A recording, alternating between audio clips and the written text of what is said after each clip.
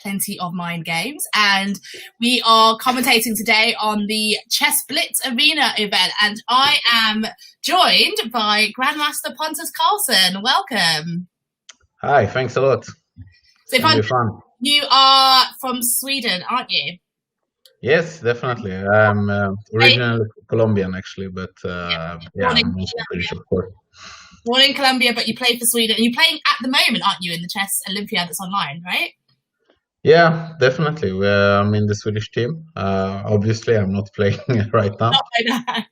Yeah, because it's also actually going on. But it's a couple of days, so it's the whole weekend. So we will see how it goes. It's going to be exciting as well. Yeah.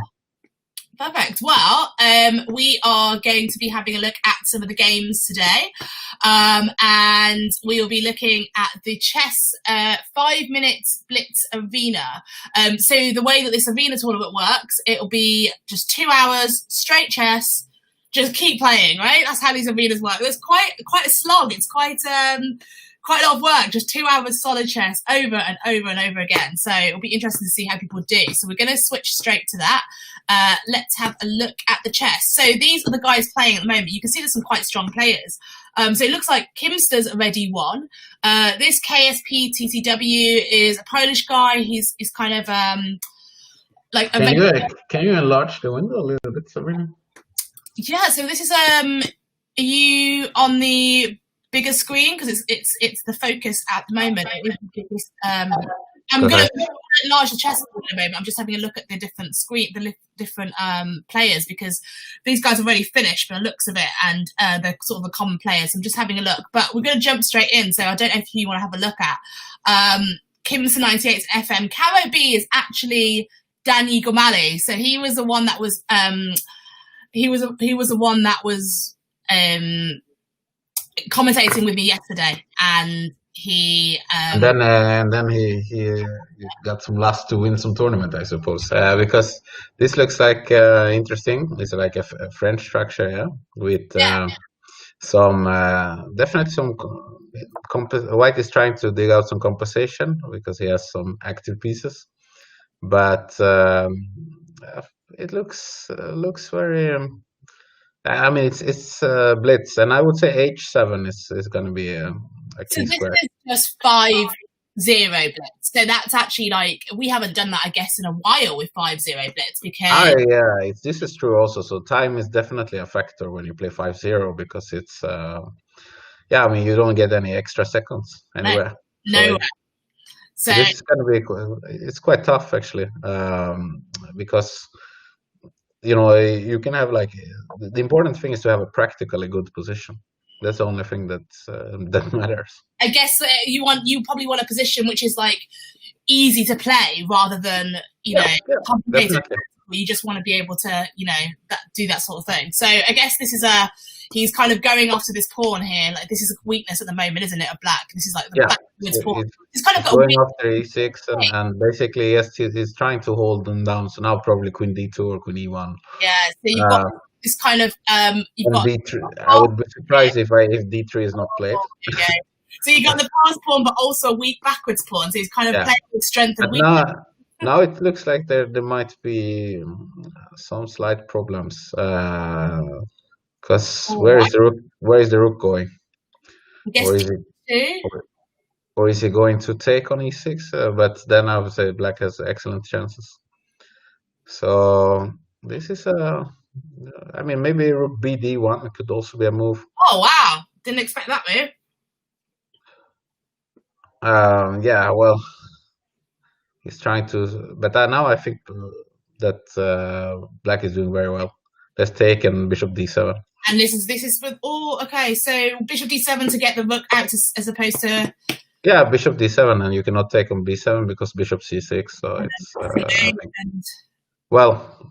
I think black is doing great here. You want to go bishop c and then come to c6, and then have a big diagonal all the way down here to be able to. Yes, continue to play like I think probably white will go rook. He's desperately trying to. Oh, what happened there? I went all the way back. He's desperately trying to promote this pawn though, but it's on a dark square. So But this bishop can't actually get to it, and it keeps going backwards. My arrows. yeah, you get some repetition there. But I think that this looks very promising for black. Okay, of course, the white will try to go rook e3, rook d3.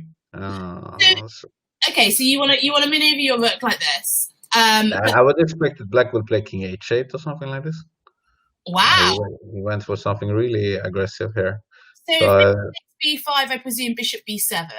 Yeah, that's the idea. But I would say pawn 8 takes b5 probably is gonna be the move. Also, bishop takes b5 is very practical because then he's going to go rook e3, rook d3. Oh, he went bishop a6. So what was his idea of swapping that off exactly? Well, the idea is that basically he wants to have the 3d pawn. He wants to have a practical position. They are down on 1.5 minutes more or less. So he just wants a practical position, you know. That's and now the d2 pawn is enormous headache. So, and here there's an interesting move in rook a6, which could be. I think it will. Yeah, of course he will play that one. It's quite interesting. And now he's threatening rook e8. So I believe I would put my money on black here. But, okay, and then suddenly it's going to come down to e1. But I mean, it's also this kind of positions could also petter out into just a dead draw at some moment as well. This pawn here is now, it looks like it's got more of a weakness rather than a strength there, surely. Isn't it about to drop off? Yeah, it's going to drop off. And this border, I don't know why it doesn't like me because queen b4 now is probably in this position. He went for rook e8 instead. Rook e1. Whoa, now it's over. Queen f1. Queen f1. This is a what happened there? So it's over. He found a very strong move there with rook e8. So let's have a look at that quickly, because I feel like what happens after queen e6, king h8, rook d6. Rook d6. And then he went with rook e8 actually, which is a strong move. Yeah, which I guess you can't actually stop once you come and penetrate this square down here. You can't actually stop it, can you? Let me see. There is 0 moves actually. He doesn't have any. Yeah, there's no stopping that. Well, there might be a move in. No, it doesn't work either because you can exchange the queen. So you can't play queen d5 either. No, it's true actually. The only chance there is, of course, something with the back rank, but no, it doesn't work. So rook d6 is, but okay, then it's just a lost position. Rook e8 just can't be stopped all this time. So I think b5 was very resourceful, very smart move. See, once again, this kind of practical moves that gives him a lot of practical problems to solve. So I like that move.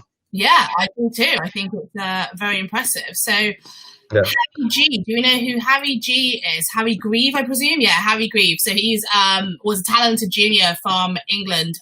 So he's playing in this tournament. He's just currently leading, but it's very, very early days when you've got so many hours left. So let's jump into another one.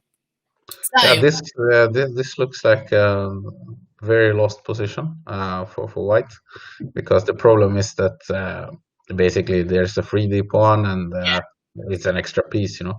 So the only key here is to bring the king into safety to avoid some perpetual checks. So that's what he's going to try to do. And usually you do it by centralizing the queen, which he did, which was excellent. But I think, you know, still white can annoy him a bit here with some different moves. So, but because he needs to find the right setup. Wow, that was interesting. Under that pawn? No, it was probably. Oh, I mean, he's allowing this, and now he can't defend it actually. Or he can play queen e1, so he can bring this. Yeah, queen e1 is the only move, I think. Oh, in that position. But then the d pawn will. Ah, okay. So he sacked the pawn. Well, now it's going. Okay, they are down also on the time a bit. So and then suddenly now you've got 3 pawns as well, which changes things a little bit. So he thought this was much better. yeah, I mean, it's still, of course, black that has the winning position, but things are changing a little bit. Here, things can happen, but it's almost like now suddenly there's going to be 2 extra queens on the board suddenly. no, I don't. This was a big mistake. Now it's over. Now Oh it's no! lost. Oh, it's pinned it. Oh, it's missed Yeah, it. yeah, loud. Gutted. So it's totally lost. So Yeah, it's just a reply. I can't. But then it's gonna. But he was totally down on time as well. He only had 2 seconds, so it was impossible. And this is the thing that when you play 5-0, it doesn't really matter if the position is winning or not, just as long as you are able to make some moves. Yeah, I guess so. Yeah, that's true. So that's why it doesn't. You don't need to take much time. Like in where should I put my king? Like in such a position or something like this. Just to play. And then it's up to your opponent to find the right checks and so on. I guess so. And this looks like a structural problem. So I would say that white is definitely better here. I would definitely prefer white here. Okay, now black. Well, he's gonna lose a pawn, and then it's gonna be like bishop f3. But black is gonna get a lot of activity, so he's gonna play rook a d8. Problem, I would say. That's most likely. Yeah, and then bishop f3, and then he will take that one and play rook f e8 probably. If I would guess. So I guess he's going after this one. This guy, yeah, it's a little bit weak. But the white is doing great here. He has the structure. He has the weak pawn on c7. This little tower. Yeah, and now he has rook c1 and goodbye. This is. Oh my god! He should have played bishop e3 now, and it's just totally winning after bishop e3. After bishop e3, so you just stay. Yeah. You just go back because then there's 2 hanging pawns, one on a7, one on c6. That was. I mean, it's a bit unnecessary because he had a fantastic structure and extra pawn. Now he's in this triple pawn structure, which is a little bit bizarre, isn't it? But it's always like this with the endgames as well. The rook endgames are rook endgames, which means that I think everyone has messed up a couple of rook endgames in their life that has played a lot of chess. And it's because, now it starts to get some problems. He will go g6 and then he will go for the b3 pawn. And I mean, how is white making progress? Yeah, h6 was not the best move. Go back to here. He had no weaknesses, right? Well, not really any weaknesses. Yeah. If bishop e3. So bishop e3 was totally winning there. And now suddenly he's got a few things to worry about. And he's got a lot of weaknesses now. I mean, all the pawns are weak more or less. Yeah. So this is and also h6 there was not a good move. You should have played g6 instead. You should always have the structure in rook games of f7, g6, and h5 usually. Do you want to explain to people who it's not obvious to why that's a better pawn structure where you have your pawns like this, so therefore the king can come in? It's actually the explanation can be quite deep and it can be also very shallow. The shallow one is what we will go for here, and that's that. It's more harmonious. You have better control over those pawns then. Because we could see now when he did h6, his king was a bit offside from the f7 pawn when he went king h7. But this is like a typical, you can say like, I mean, white can still be able to grind out a win somewhere here, but now we start to see the problems that he has misplayed it a bit the end game because he has a lot of weaknesses, and you can see that it's not so easy for white to make progress. I don't like the fact there's rooks on this square. So I mean, he has to basically keep looking after this pawn, right? Because if he doesn't, like, this guy can just keep coming back and annoying this pawn as a counter every time that f rook moves, right? Yeah, this just becomes annoying. So how would white try to win this if he is going to try and win it? Well, there is a couple of ways. I don't think it is a win anymore. But you have to try to push the A4. Yeah, so say if you know, like most of these, well, they always say every rook and pawn ending is drawn, right? So let's pretend it's drawn. But okay, also you've got an outside pass pawn. Say if like you're in the Olympiad and you have to win to try and draw the match for your team, it's a must-win situation. So how would you, as white, be trying to somehow try and win this game if you can, like even if you don't think it's actually now F pawn's dropped. I will rook G1, rook G5. I would basically have someone calling their mobile phone, or some hacker trying to get them to disconnect. That's the best call here. I mean, so there's no chance, is what you're trying to say. Yeah. What if like rook H1 and then rook H5? Is that an option? Yeah, I mean, well, now it's starts to get really interesting. Rook H1 and then rook H5 could be annoying because of this pawn, right? Well, H6 is kind of calm, and then he will take a check probably, because he has to find some kind of mating IDs. What is he doing now? I have no idea what he's doing now. He's thinking that's mate, but it's not because he's got rook H4. Yeah, I don't know. That move was not good at all. I think he thought it was mate. I don't know. I assume that's what it is. Yeah, I honestly don't know. That was a very bad move. So this is a way to win, because now he's going to win because there is no mate. And now this pawn is unstoppable. This is just this is game over, isn't it? Yeah, that move was very, very, very bad. So let's just go back a bit, because it's actually, like we were saying, while you were saying that there was absolutely no way to win this, I mean, it wasn't, obviously, that was Black's fault. They helped him try to win this. So let's go through a few of these moves. At this point, okay, so... Yeah, it's like, I mean, there are different ways to defend it. You can also go for...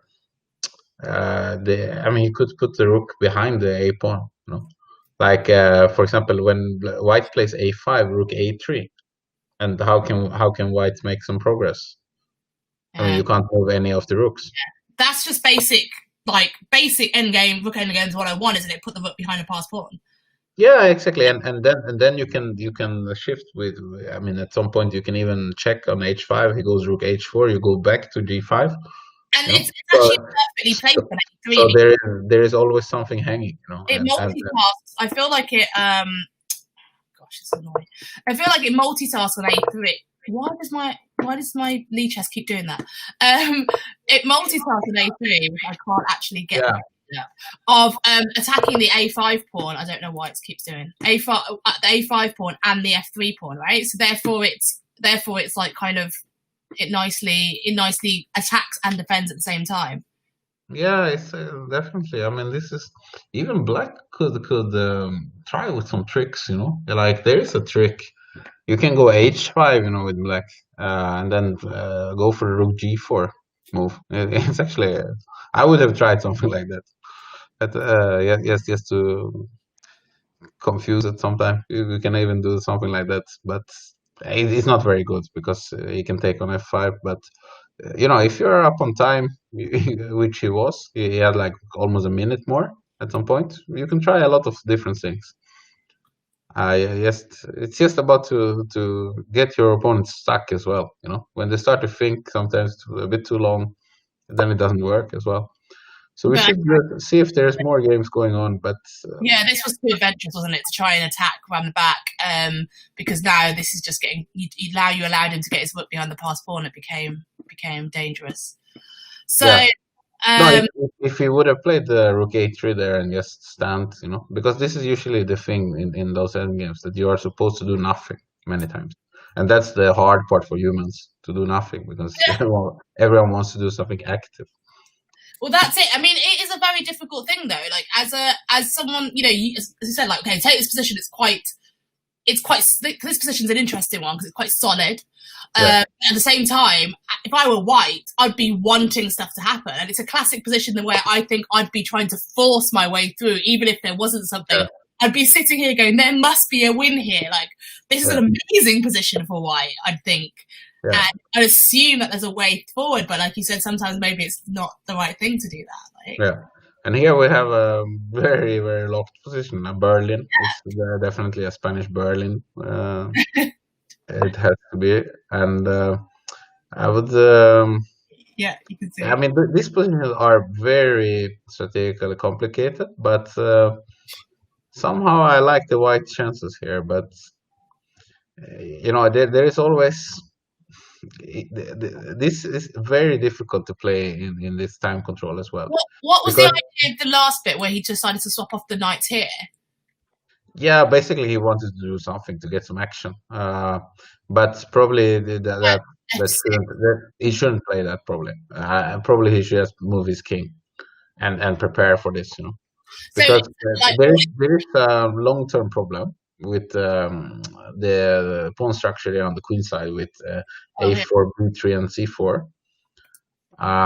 Many years ago, I played some. I was in Paco's apartment, Vallejo Pons, one of the best players, in Mallorca, and we played some Blitz game, and I lost from the white side.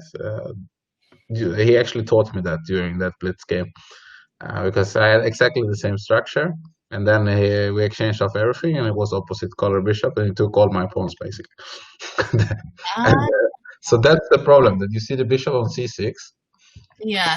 So this becomes a big piece. That one is way better than the counterpart on b2. So if you swap off everything, that's a very classical mistake. Okay. So yeah, because the pawns are the same color. Yeah. And that's what I'm a bit afraid that it looks like it can be one of those cases for the white. So if in this position, I'd be thinking, well, what can black do? Black can't actually penetrate the position at all. Like, he can't. No, black can't do anything. That's why I would just play king f2. The king to like improve it or something, and just this is seriously annoying me there. Yeah, I would just play king f2 because now you have this. So many people played. Yeah, this. Should we just? I'm going to whiz back to where it was. So we went all the way from around here. And then they decided to swap off everything. Yeah. This is a bad idea for white, because then he takes there, and then he's gonna exchange off the rooks, and then you have this. You just said. Yeah, in the end, then you see the problems. Okay, then he started to sack some pawns because to get some activity and to try to save the draw, and it looks like he has good chances actually to succeed. This is a very interesting game. It's a very interesting game. We can play back afterwards to see how accurate it is in terms of technique, but this is now what's going on. This is the it looks like a draw, but we'll see. It's not easy. Have you looked at the rate? These guys, by the way, this is 20. They're both 2,600. Yeah. No, it's a win. It's a win. Because this is interesting. This is a very classic opposite color bishop ending. So you've just clearly stated, obviously, it's a win. Now, to lots of amateurs, this could still be a draw. Yeah. To do with the because the distance between the pawns, isn't it? Because it's too far, too many rows apart. Column. Yeah, exactly. But I always, when I'm coaching, speak to people and go, no, you can even draw like 4 pawns down with opposite color bishops. But yeah, it's so theoretically you need this instantly because these 2 pawns are just too many files apart, right? Yes, the thing is that if it was a bit closer, let's say it was 2 files closer, then it would be a draw, because there is you can always basically stop the other king from getting in.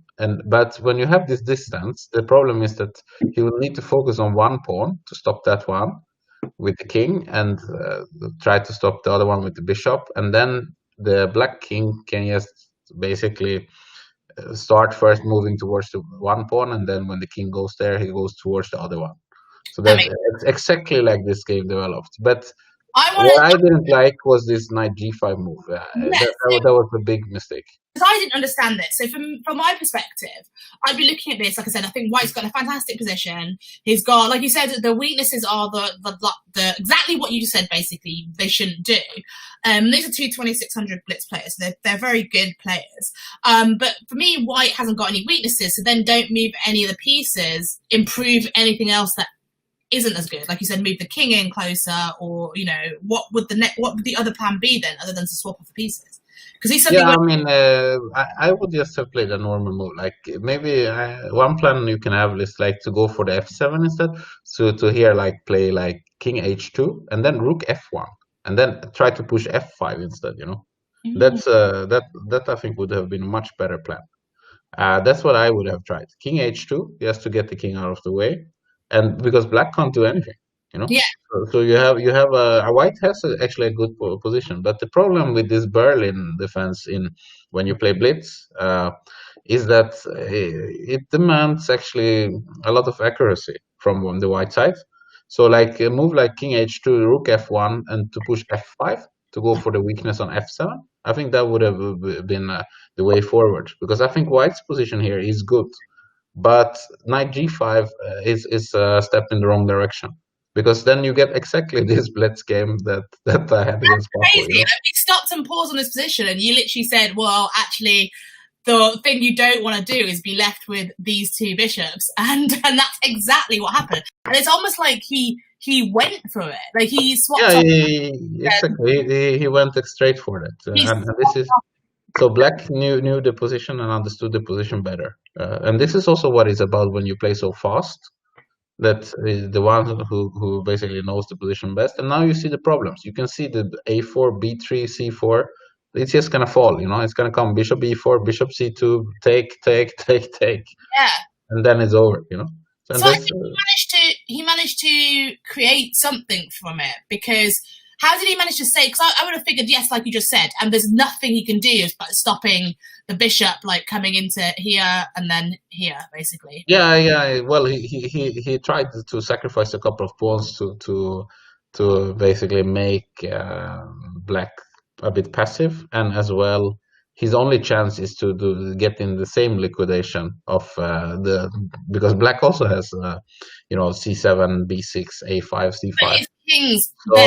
So the way he plays here, I think is the only way to play as well. F5 is a strong move, and then sack the second one, and then bishop f4 to activate the bishop. That's all you need to do, something like that. And then you have to play f7 to sack that to be able to then take on c7. Yeah, exactly. That's the idea. And the thing is that now he's threatening bishop takes c7. Yeah, and then you can't actually stop the queen after. Okay, so so that's why he played bishop e8 to stop bishop. Exactly. And that bishop e8 might look like a stupid move, but he had to do it, because otherwise he will take bishop takes c7 with check. That actually probably was the only plan, that little f5. And again, it shows you how strong these guys are, because that's not obvious unless you understand the position. And that's why I feel like absolute fundamental endgame knowledge is so important in chess, right? And people don't realize that, because I think... Yeah, well, this is a lot of tactics as well, and also experience, because a grandmaster, a strong player, he knows that every other option is pointless. You even say that you had to get taught this by Paco, and you're a super strong player, but yeah, he's 2,700 plus. So he was the one that's showing you this kind of basically by teaching you the lesson in your Blitz game, you had to learn the hard way of this sort of technique as well. So yeah, and he learned it from Kasparov and Topalov. Exactly. So that's how it works. That's what I'm saying. So I feel like it's a chain, It's not so easy. I feel like there's what you've just explained is not such. Okay, opposite kind of bishops. That's something that most people know. Backwards pawns and same colours. That's just, all that stuff's natural. But the fact that they could understand it innately and know what plan to go for, and immediately be able to then see this sacrifice to be able to do this. And now bishop e8 is annoying, because now after king f2, he's got time to come around and defend these pawns, because he hasn't got the route into the pawns so quickly, right? Yeah, and exactly, and this is by far the best chance to try to draw, and he might. So now it goes really fast, because there might be that he has some chances. He has definitely chances to draw here. It's just that it's very, very complicated, no? And we're not gonna figure it out No, but in this stream, because here you have to deep analyze it. it's such an instructive ending, though. I feel like, you sat there and it just shows you actually understood the middle game position, and suddenly, like, it actually turned out exactly like that. So that's crazy. But it's really instructive game, considering they're basically both the top seeds, like 2,600 players here. So, yeah, really great to see such quality play. Let's go back to Kimster playing Caribbean. Oh, so this is FM playing Caribbean. Is Daniel Gamali. It tells you the previous results, actually. So actually, Kimster's currently 1.5 up against Caribbean. So kind of grudge match against. So and it looks like Kimster's again in the exchange, right? Exchange for a pawn, although this pawn's looking pretty weak on e4. Yeah, and there's someone in the chat actually that saw you commentate with Peter Lalich at the Pro Chess League, I think. Yeah, so I think when I was managing the Pro Chess League team, the London Lions, for a few years. I mean, you came on the chat with us, Pontus, before. We're not with Peter, but with myself on the Pro Chess League. Remember, we've commented. Yeah. So we've done that. So yeah, Peter Lalich, I think, came on to commentate on one of I think the two English London teams had a head-to-head, and I think he came on to commentate for that one as well. So. Well, I was on one time when it was with the Stockholm with yeah, of course. I think it was Sweden Wasabis. I think I tried to always invite like an opposition in, because I thought it was quite interesting. But that was we played Stockholm. Oh yeah, you guys crushed us. I remember you had I think, did you have George Meyer on top board or something? Yeah, Meyer was scoring a bit of points. Yeah, it was but he's good, and he's good in all forms of chess, of course. But he likes the fast ones, because he plays his style is very annoying, because he plays always this kind of dry positions, and he can play very fast because he knows them inside and out, and they are quite easy. This kind of very dry, if you just know technical positions, and if he has full understanding of it, and also must frustrate your opponents, because then they're trying to consistently try now this game is totally over after bishop b6, rook d8, and then it's over. It's like a standard combination. So that was a nice little move there. That was it's just. I mean, this position's really difficult anyway. Look at White again, a classic position where White has lots of activity. All of his pieces are doing a good job, and like he's got the. And I mean, knight d7 is a very bad move, but okay, his position is not good. But knight d7 is just it's the same as resigning. h5 would have been better, for example. I guess he's not really got much. Yeah, this is better to take next game. Because this is also one thing when you play arena, that's it's better. I mean, sometimes it's better to resign, sometimes it's better to basically not resign. So the other one, if you are playing against a direct rival, it makes them like have to not get as many points. Yeah, exactly. You can feel like so it's I mean there is some things there as well, but in general, if you're totally lost, just resign and take a new game. Tactics. Clever. Yeah, because it also, I mean, if you fight in some positions, it doesn't benefit you, because you might get a half point, after, but those minutes you could have won another game, Yeah, well, that's true. So it's sometimes when the position is just bad, you should resign, Right. So who should we look at next? This looks like some Simon Williams Dutch stuff. Yeah. Is Simon playing, or what is going on? No, these are two FMs, so it's not Simon. But maybe it's Simon there under some kind of. Was coached by Simon Williams, though. That's a possibility.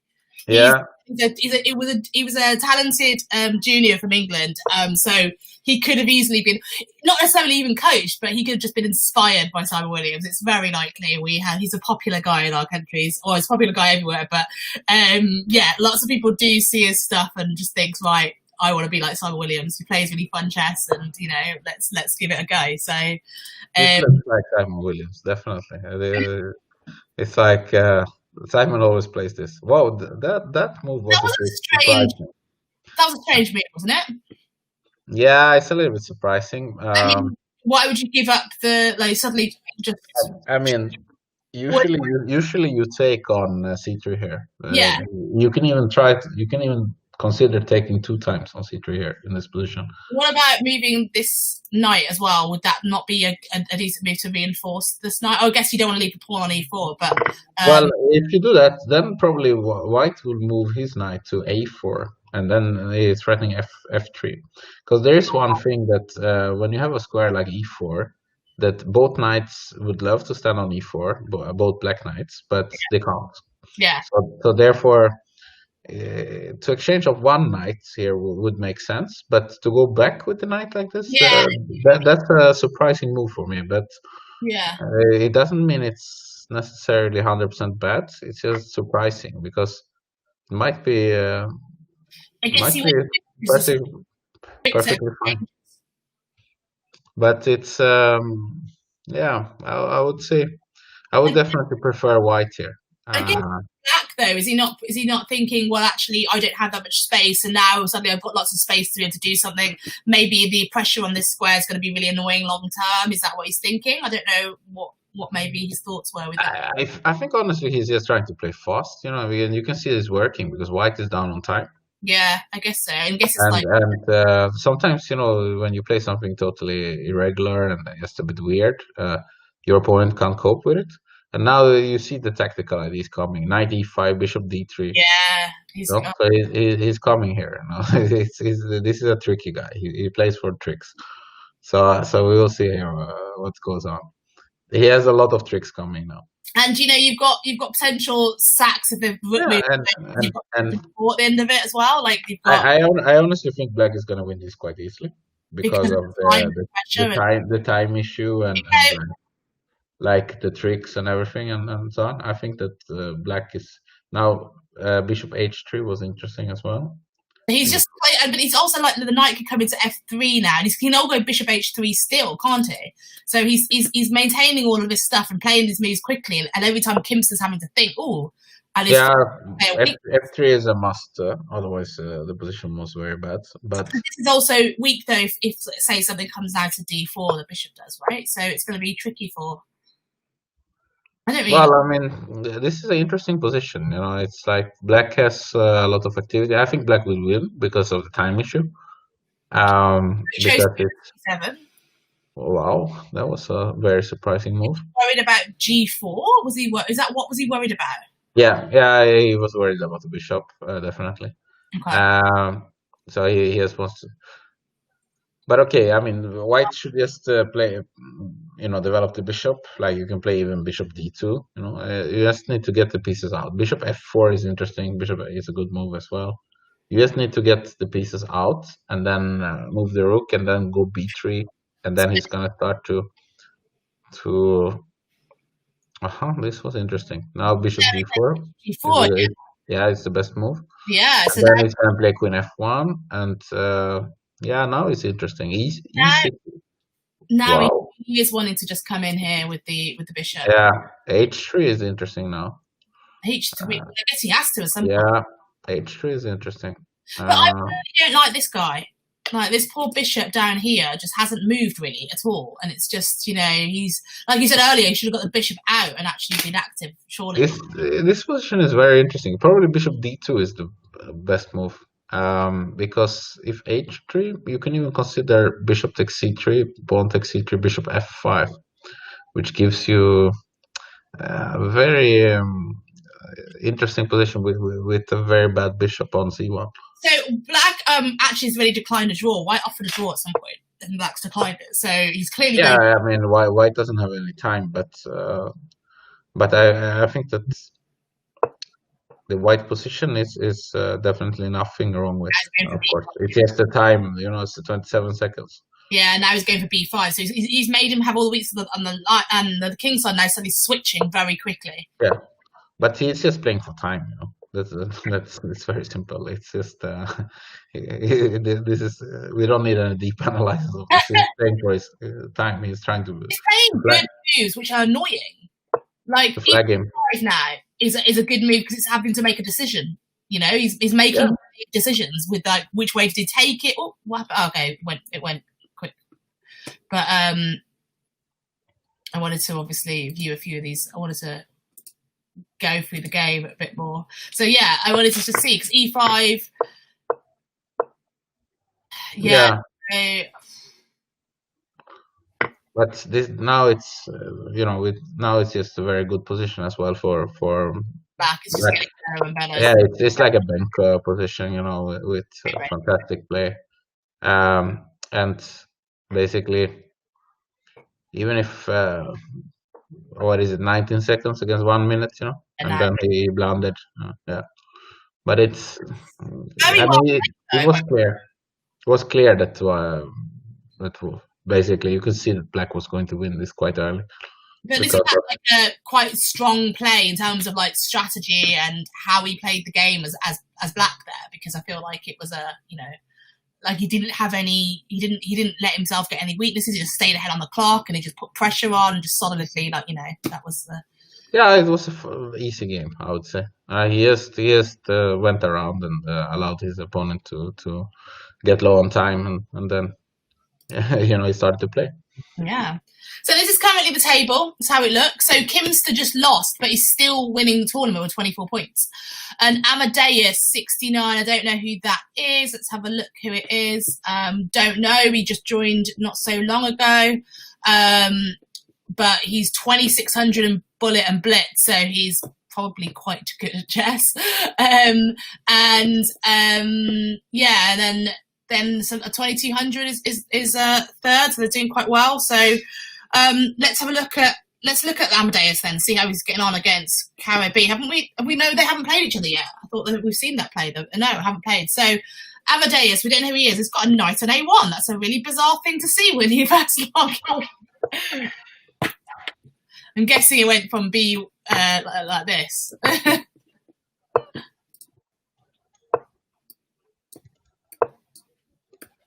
So let me see what. This is like this is a Nidor probably, or some either Nidor for Old Indian, and the structure you have here. It's some kind of Nidor, I would say. Yeah, exactly, because it's you get the structure of an Old Indian, and this is interesting what he played there. If you go back a little bit with the knight A1, because that move probably surprises a lot of players. Yeah. But the key is that this knight on B3 is so bad, it's so misplaced. So you need to find a good square for it. And in chess, basically, when the strategical part in chess is a lot about finding you have to identify your worst placed piece, and then try to improve it. Exactly. That actually will take you very far in chess. And here it's clear that the worst piece is this knight on B3, so he's basically trying to allocate it to B5, where he's actually very strong. So and then the only route is A1, C2, A3, B5. And it makes sense though, like you're saying, because you want to improve each piece. So I guess more amateurs are playing knight D2 thinking that's improving it, but again, that's no better on D2, is it? Because it's not actually doing anything and it can't. No, you could also consider to going like D2, B1, C3, B5 as well. Yeah, so you have to do it that way, but I'm saying, but on D2 itself. No, D2 itself, it doesn't do anything. Exactly. So it's knowing the potential of a piece, and like you just spotted that B5 that you just said is a good outpost. So you're actually just trying to get it there in any way possible, which is interesting. So and I think also that he's probably read it somewhere. Maybe. This is like a standard maneuver in this structure. So it's also funny because you could of course consider going D2, B1, C3, B5, but. When people have read some stuff, they like to deploy what they have read in their books or sources. They've read it and actually getting something. Yeah, it's like I read that book. Yeah. Okay, so he's going for this maneuver. Yeah, And then black is gonna push f5 at some point. I mean, this looks a little bit like Very standard. Nakamura against Carlsson game. It's a bit the similar structure. You Well, I have this. guess Gormali knows his stuff pretty well. Like he's quite booked up, I feel, and he's obviously going to know the plans too. So I guess it's not really surprising for him. Hence, he's like 2 minutes up on the clock as well. Yeah, is he the only GM in the tournament, or is there more? I think the KPTWW guy is also a GM. I think. I think there might also be more GMs that are hiding their identities. Yeah, so you never know. Some have got their titles on there, but some don't. So that's interesting. Yeah, exactly. But I mean, we definitely have a bunch of strong players. That's clear. And also, when it comes to Rapid and Blitz, you have a lot of strong FIDE masters and international masters. Absolutely. That are specialists as well. And this is now we are getting to something very interesting, because I like here Bishop G5, Bishop E3. So Bishop G5 here looks very good. Attacking the rook, and then I would do Bishop E3, and then I'm gonna put the bishop on D4. So now I really like Black's position. He has a fantastic position, I think. And so in terms of so this is the sort of thing that, when I'm coaching, I'm sort of talking about the structures and obviously the dynamics just suddenly quite change. So, but strong players like yourself will be able to look at this position and know exactly what the plan is. Well, most of the time, you know what the plan is going to be, right? Yeah, I mean, he depends on how safe he wants to be. He might play Rook B8 as well, but I doubt it. I think he will go for Bishop G4. Okay, he went for the safe one, because I mean the Bishop G5. Of course, Gormali saw Bishop G5, Bishop E3, but he saw that he's up. What is it, like 1.5 minutes up on clock, and then he just went for the safe one instead, because he's gonna win. But definitely Bishop G5, I think it was better, because ways of just sort of improving his, and also maybe he's playing moves that don't make his opponent think, because with Bishop G5 you have to move your rook, whereas with Rook B8 you're kind of open to thinking again, and it makes him lose on time. You see what I mean? Yeah, well, he just want to lock the position, because basically the guy there's no chance he can recover, from such a position with no time. So he's happily sacked this pawn, and I guess it's so now he's got play on the king's. Well, I honestly think he blundered it. You think he blundered that? Yes. This was just it's clumsy. Oh yeah. This was just a blunder, I mean, of course he has play for it, but it's just totally unnecessary, Total. This was just blundering, totally unnecessary. And then but when your opponent has 9 seconds, I mean, it doesn't really matter.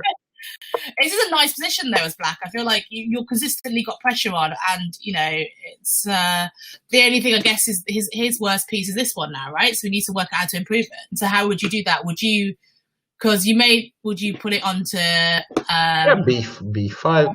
Can do something from B5, But I mean, here of course, position wise, White has blundered. This is not really what he had in mind, but it doesn't matter, because here the opponent has 7 seconds, 8 seconds here. So I mean, it doesn't really matter, So he's going to win on time. But this wasn't his best technical display. It was just he won the game. And that was his objective. He did what he needed to do, basically. Yeah, exactly. So here we have some Tarash, probably. The Tarash. These guys are both. They've been in every chess event that we've looked at so far, so they are players. I think behind Blue Eyes is a guy from Manchester, and he's 2100 FIDE. So. And the Knight C7 is the theoretical move there. They played another move. He should play Knight C7. Okay. So it's a long theoretical variation that goes after Knight C7, Rook D8, and Queen C1 there. And the White is better, I think, in those positions. But This is also this is very dry chess. White is going to claim. I personally think that this is easier to play with the white from the white side. Why is that? Because b7, you can see that there is a weakness there. The pawn is the pawn on h5 then, because there's lots of positions like this. Yeah, the pawn on h5. But right? the pawn on d7 is more crucial for the position. So when that falls, it could be a serious problem. So I would say, yeah, here it falls directly. Because I see positions with this pawn on h5, and I just think it is a. But now he has a lot of tactics coming here. It's a lot of tactics going on, and it's all. Now it's very interesting. This is interesting because here, queen d6 is probably the move. Yeah. You got to work out all these sacks on here. Queen d6 is the move. I think. Yeah, because he wants to move it out the path of the f-way. Oh no! That was the blunder. Knight c4. I forgot one thing. He should have. This probably. Yeah, this was very, very messy position. Here there is something. The only question is where should you start to take, because the one alternative is knight takes e3 and pawn takes e3. Gosh, what happened there? Let's go back because that's something drastic. Yeah, that was a very interesting position. It looks like there is some tactics there. I mean, this. So here, for example, one alternative is knight takes e3. Pawn take, and then queen d6. Queen first, but then knight. Yeah. Oh, okay, because you've got g3 here hanging. Is that the plan? Is that better than queen g5 then? Oh, but what's happening with f7? Queen g5 is also interesting. Oh Jesus, there's mate down there. No, this doesn't work at all actually, because there's queen g5 or queen g5 that really doesn't work, because then you have queen takes f7, king h8, and queen f8 mate. Here first, because I was thinking then you could play knight takes e3. Maybe you should show this variation. It's quite nice actually. So knight takes e3. Takes. Pawn takes, queen g5, and then yes, queen takes f7. Yeah. King there, and queen f8. Yeah, of course. Classic. That's very, very sad ending. but the game basically ended like that, more or less. Yeah. And that's why I was thinking that queen d6 could be better. But so if you go back, knight takes e3. Yeah. Because it looks like there is something, but yeah. And so queen d6. And the idea is that the knight is hanging, and that you can also take, and now there is no mate, But on the other hand, is there black? That means to say if you just go queen f5, like say. Yeah, exactly. It's just it just doesn't really work at all. So it's just losing combination. It doesn't work at all. That's why I was wondering. So maybe it's just nothing here. Probably then he has to play something slower, like queen g5. You're saying, that. But it's that's why I was saying about these positions where you try to force it. It doesn't really work, does it? So this is why I thought queen g5 to stop the rook hitting it. But then you can just move his pieces, right? And he doesn't need. Yeah, queen g5. You have bishop g6, for example. It could be annoying. Bishop g6. And you can that's a bit annoying move. Just annoy him. So I think white probably had control. White probably had control here. This is still. I guess you still got queen f8 at the end of it. I was wondering if you could still take on e3 here. Yeah, you can. You can take on e3, and this is really interesting, because you have the knight, but you have knight e4, for example. I think it's a good move. Knight e4, and then you just take the knights. Probably works. Yeah, I guess you just ignore everything, right? You don't try and pay for any of the bait. Yeah, no, it's like knight e4 is a really strong move. Just covering up everything. And Queen d5. No, maybe not.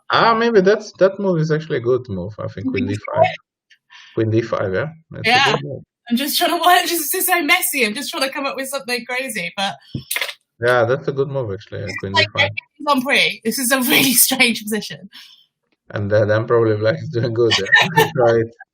Queen d5 is an excellent move actually. I think that's it's gonna be an end game. Where White will be a pawn up, but Black will have a lot of compensation because you can take on f7, like Bishop takes f7, Queen takes f7, Queen takes, King takes, and then take with check. Yeah. But Black will have a lot of compensation in that endgame. So this is the best line, right? Yeah, that's one variation, It's but there's many others as well. So it's you could also get another endgame very similar to that one.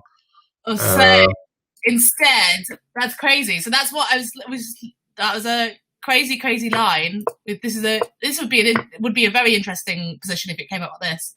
Yeah, of course it's and also a lot of strange tactics here. A lot of strange tactics, but Queen d6 was a mistake because I think that when you take here and Queen d5 or something, he found this move is also extremely annoying because now he has to go knight f6 and Queen d8, and then Queen f8 is probably the only way to play. I don't know. Did it take the pawn or something? The pawn fell from 8 in 1. Yeah. But okay, even after this, it's still horrible, right? It's like. Yeah, this is not very pleasant. It's an unpleasant endgame, but here he has chances to draw. Yeah. So it's not lost or something like that. It's just a little bit worse. So and I'm not even sure that White would have played Queen d8. It might have been that he might have been that he would have played like Bishop f3. Yeah. Just stay solid. And just. Just try to squeeze the position. I mean, White is definitely better. I guess he's probably going to play like Rook b2 or something, and. Well, then you could go for Queen d8, something like that, and Queen f8, Queen a5. So it's. I mean, here Black is gonna struggle and suffer. And then Queen here, and then Queen here. Yeah, and even Queen a5 is a strong move. And that, you protected that. You've got this under attack, and you protected this. Yeah, and then it's gonna try to activate his rook, and it's of course much better for White. So any more interesting games, or how is it? Instructive. So let's have a look. So currently Kimster is still winning at like 35 points and is on fire. But this is the guy I was talking about, KSPTTW. Pretty strong stats here. So he's got So let's have. I'm going to see a different game. So who's Australian super cat? Oh wow! This looks horrible. The squares and the holes. How did Black get into position? So this hurts. This looks painful. I really don't like the pawn structure from the Black side here. Let's see how that happened. It looks uncomfortable. I think it's an exchange French. Yeah, basic exchange French in a strange move order. Yeah, somehow. Whoa, already. Yeah, you got very passive here. Very, very passive. Like he's got nowhere to. Very passive here. I don't know. Wow. This is a bit misplayed. So White has a nice position here. This is. Oh, well, he traded them off. Okay, so the more pieces that get traded off, though, I guess is it going to be a case again of a good bishop versus bad bishop? Yeah, I mean the position here is not very pleasant. It's definitely not very pleasant. The only question is how White can use it. I think G4 here is coming. So, before you play G4, structurally, similar sort of structure, but White is so much better for lots of reasons, right? So we said the bishops obviously is a huge factor. This A pawn is restricting all of Black's queenside play. This is a terribly placed rook, right? What else is there that's important in this position? I mean, that's about it. The only question is if Black will be given enough time to relocate his pieces and be able to make a draw, or if basically White will just break through somewhere. And of course the king side is what he's trying for. He's going for g4, f5, that kind of ideas. G4 here is extremely tempting if you play Blitz. Yeah. I'm not sure it's the best move. The best move might be just rook e3, the second rook to e1. Same sort of strategy again, just improving your pieces. And, yeah. I mean, the rook e3 looks extremely annoying move. I quite like those sort of ideas, though, right? When if you're playing against someone and they are so cramped and squashed, like why open up open up possibilities for your opponent? Just keep it closed, right, and improve all your pieces and perfect, and then open up, right? Would that be a nice idea? Yeah, I mean, the thing is that he probably thought that it's not strong enough because he can go rook a8, king f8, and but the thing is that it's also a very, very annoying position because you can't move, you can't move the f pawn. You just so he needs to find like the knight f6, bishop somewhere, bishop d7. But as soon as you move the knight, there is knight c5. So for me, I would probably play just rook e3 and the second rook to e1, and I think it's very, very, very annoying. And then I will go with a really slow idea of h3, g4, like really. But he's not super patzer, so so he's gone for g4. But it looks like it is it's got a direct threat immediately, so it's annoying. How does he deal with it? Like he has to go f6. He has to f6. It's the only move, and try to go with bishop f7. But the thing is that even if this is, I mean, it's very, very clear that Black is under serious pressure. Isn't it better now for Black, as in they've got an option now, he can go like g5 and then h5 to be able to open up that side of the board and maybe get his bishop into play? Yeah, he's probably going to try something like that to open up and to exchange on e8 maybe, and rook e1 and rook e1. And then he's going for the king, yeah. But you see that now Black has some hope, to come rook a8, exchange off the rooks, close everything and make a draw. And this is what I wanted to avoid, And he went there. Usually you in this structure you go g5, You don't do h5. Okay, so do you want to explain that why for position? Well, there is a lot of maybe he's trying for some tactics as well, but usually if the bishop is on f7 and he has a pawn on g6, and you would like him to get a pawn on f5 as well, for example. The white should put his pawns on dark squares because the bishop on f7 is the bad one. Yeah. And you can see it because the black pawns are on the light squares, and we want to fix those pawns. But is he thinking? It's a tactic. So if he takes, basically thinking if he takes an h5, bishop can't take an h5 because of rook h1, and then he's going to rook h8. Is that what he's thinking? Well, yeah. His idea is, I think he will inflict bishop f5 as well. So he's going to do h5 take and bishop takes, and then bishop f5. This, I think, is what he will inflict. So rook h1. Oh God, sorry. Yeah, he got sent something like that. So so rook h1 immediately doesn't work. Why? Oh, because you go bishop f7 and then just go to g8. Is that what it is? Yeah, and then you can go back. I mean, it's also very pressuring because he's basically gonna get his knight there. He's gonna take on d7 at some point, and then he's gonna get his knight there. I'm quite sure that's what happened, and that's a nightmare position to play in this time control. Yeah, for Black, because it doesn't really matter if you're winning or I mean, if you're not losing. Winning is not at all, but if he's not losing or if it's a draw, because practically it's going to be a nightmare with the knight that jumps all around, and you can take a check and jump back, and then it goes like 3 seconds for your opponent, and for you, like 0.2 or something. Yeah. So it's just So he went for tactics as opposed to like. yeah. So if you move on here in the game, I'm sure this is what happened.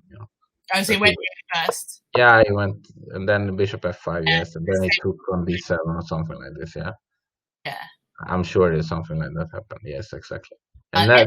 then you see here the problem. You He see can't that do anything. He's like, so what's he do? Because he can't actually move anything, can he? Because no, and then the king comes. He will go up with the king on dark square. And it's just like this is like a standard game for DM. I would say it's just very gave up b7. very standard. Everything that he did here. So he gave up b7 because I guess if he goes king c7, then he can also just. Well, king c7, he will just move king g3 and go and take the. He's going for the f6 pawn, and then eventually he will come with king g7. And, Isn't it better to give up that? Which one is it better to give up though? It doesn't matter. It's lost anyway. So he has to try to give up b7. Okay. And so king e7 is probably the right move. You can get out of this pin by playing like rook e8 and bishop f7. It's not like you're completely losing the bishop. I mean, you can play rook here, right, and then go here to get out the pin. Yeah, actually, I'm not sure because you will be in another pin. He's gonna go for rook h7, so he will put you in another pin. So I don't think it's gonna help you. So if king c7, you're saying what with king f3? Let me see to be a bit more exact here. Or with this? Yeah. You have it. No, you don't have a trick. You don't have a trick. Okay, so king f3, yeah, it's fine. Okay, so then I'm guessing I would need to go here. Yeah, and king f4. And then I have to go. Yeah, and now when you go there, I will go rook h7. Oh, okay, that's what you mean. So as soon as the bishop moves and you need another pin, and it's really annoying. Yeah, I mean, you have shift the pins, and then I'm gonna come king f5 and king f6. And even the ending, I was just thinking with the bishop versus the knight, even if the rooks came off, right? Yeah. That ending's probably good for white as well, isn't it? Or was that just a draw? Yeah, well, I mean, in a blitz game like this is 100% lost because I mean, you just can. With best play, what's the result? Like, obviously, this is dropping. So, with best play, what would you say the result of this ending is? Let me see. Because it's also like an interesting, like, thing to know in that sense. Because it's like, great knight versus bad bishop. But is it just a draw? Can white not? I guess can't get way through. Well, the thing is that what matters is. As king is hugely active too, as well. So. Whether you can force it or not. I would say I think it's a win anyway. From what I see, I think it's a win anyway. This bishop's struggling. Because the bishop is very, very bad. But sometimes you can also draw by doing nothing. But I think that to me it looks like a win because you're always gonna be able to. The king force a one pawn end game. So yeah, it's a win. So it's anyway a win. But here he doesn't need to do that even because he can go rook h7 and then you would take the pawn on f6 and then it's just a win anyway. But all this kind of I think black did quite well here. Yeah, I was gonna say, so his option of giving the b pawn was probably much better. But still, I mean, it's totally lost. Oh, okay. Because it's so. But that's how it is, It's like time is a factor, and it's important to just get a practical position. Yeah, 100%. Okay, so these two are the top two in the tournament so far, and I think there has been he blundered some pawn somewhere. And it's 2.5 all between these two already. So, so let's go. Yeah, do you want to see how it started? So. Yeah, somehow he blundered a pawn. Yeah, I never really see a Petrov, so it's like. He must have blundered the pawn. I don't know what happened. He has blundered somewhere. He has blundered what? He just gave up the e-pawn for nothing. Is this theoretical though? Because he's thinking, rook e1 is just annoying, and he's suddenly got loads of space. Yeah, no, I mean, it's just a blitz game. I think he has messed up everything because this doesn't look. You don't think I mean, bishop c4 there doesn't look right, and also bishop g5 is definitely not right. And here he's trying for something, but it's not enough. I think it's just a lost pawn. It's just a pawn down for nothing. Yeah, black's got no weaknesses now. And there you could also consider, if I was playing black, it's also was possible to take on d5 and play c6 and then d5, that kind of structure. So yeah, what, instead of just going here? Yeah, instead of c6, you can take on d5 and play c6. Yeah, that's also possible, and it will give black a clear extra pawn. So this is again this is a really strong structure. It feels like. I mean, black is just a clear pawn up for no compensation. It looks like the sort of structures you'd get like. Now he's also getting himself into serious trouble. So this going for simplicity, isn't he? He's just going to like trade off. I think queen e5 was much stronger there. I'm going to say he could have done queen e5 in that position there. Why is he trading instead of queen f7? White's playing this strangely as well. Like he's traded everything off, but don't they even say that knight endings are just lost when you're a pawn down? Well, you can't really say that, but knight endings are like pawn endings. A king, yeah, exactly.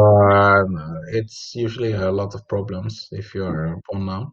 So, which is why I find it really strange that he just chose. He voluntarily chose to trade off all those pieces, which is what I find really strange. Well, he's down on time as well, and this, when you're down on time, in these kind of games, you just make a move and. Do you think it's easier to play an end game? Now it's totally over because if I fell for the simple tactic, it's nice. Then it's to resign. No, it's just a one ending. Knight takes c3 is a very easy tactic, and nice. It's just so easy to win. Trade pawn end game, so he will resign. Yeah, very nicely done. So that was nice game. Clinical. Kimster is playing. He's on fire. He's playing very well at the moment. So yeah, let's have a look at this Amadeus guy again and behind blue eyes. What's going on here? Oh, it's a strange position as well. Is this Spellerful, or is black? Can he get anything out of it? It feels like he's about to mate him, but can he actually? Is it one of those positions again that feels like you've got something but don't really have anything? Would you have done that? Would you have traded off the knight? Well, I mean, this is just totally lost. I think there's zero chance for. Oh, what happened there? Oh, it's just going for this. Okay, but but this is just totally lost. He's. Why didn't he play rook f4? But it doesn't matter. He's just totally lost. Totally lost. Okay. So because you can exchange everything off. It's a pawn endgame with a couple of pawns extra. Okay. Yes. Okay. Same thing. He's totally lost. Oh, this is a weird position as well. What's going on? We're just clicking in the positions, but it's very strange. And this is also lost as well. For you can play that. You can play rook b2 as well, right? Yeah. Maybe take here and then rook b2. Or rook b2 first and then take, except whichever way you prefer, I guess. And takes this pawn. We have another rook end game. Yeah, it's like instructional rook endings today. So this one's different though because the material's more equal. It's a double pawn up, so the strategy's a little bit different. But what? He pre-moved. Oh no! Yeah. He was waiting for rook b1, and then he pre-moved. Yeah. That can happen. But you're a minute up. He got a bit hot there. So basically, to pre-move here it's not very forward because there's a lot of here. That wasn't the smartest, but okay, we did it. So, actually, what that's interesting though. So let's actually look at that though, because I do think that why he assumed that he'd play. Why he assumed he'd play here, because after and he'd take, because this quite tricky now. Yeah, definitely. But that was what was on his mind, and then he was probably thinking about. I mean, there are a couple of different. Yeah, this move is probably most likely because you usually need to keep activity. And then are we going to play h4? Yeah, definitely he will go for something like that.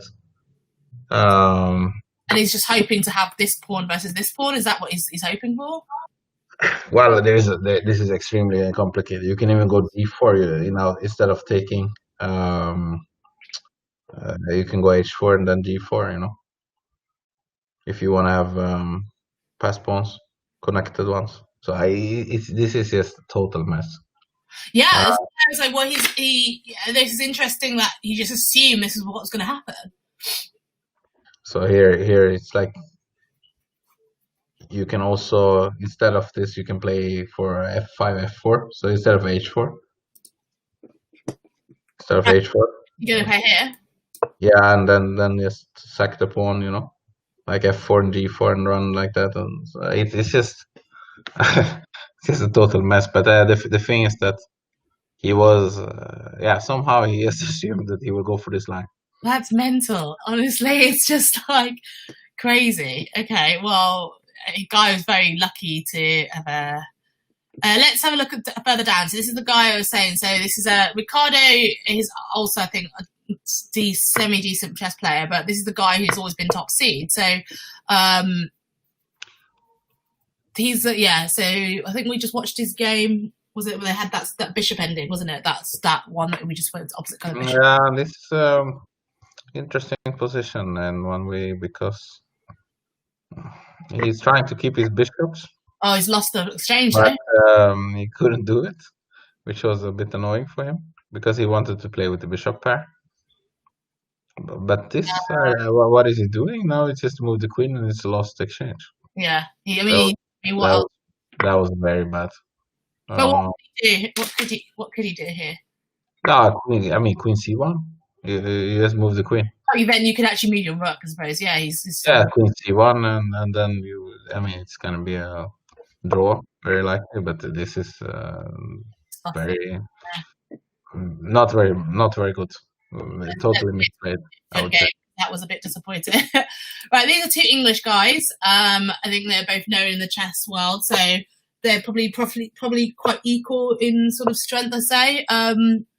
Well, to me, it looks like black is better. Rook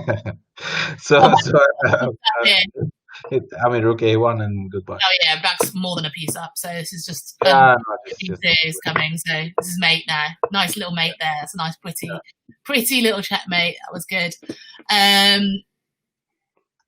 How is it? The games, because it's like it's the same people playing. There's like chat going on here as well.